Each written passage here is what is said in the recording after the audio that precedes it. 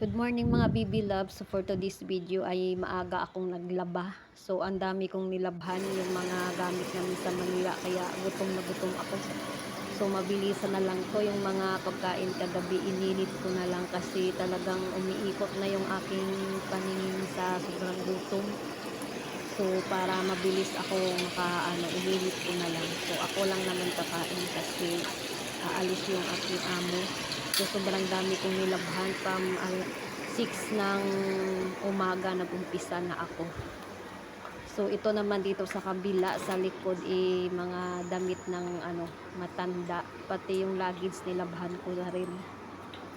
So sobrang pagod pero carry lang kasi yun naman yung trabaho natin. Sobrang dami po talaga ng aking nilabhan kaya nanginginig na ako sa gutom.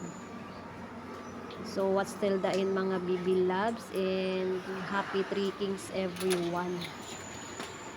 So wait ko na lang tong matapos tong aking iniinit para ako'y makakain na.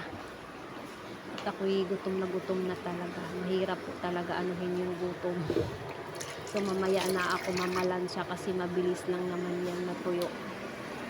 After ng kain ko mamalansya na rin ako. So pork chop po yung ininit ko.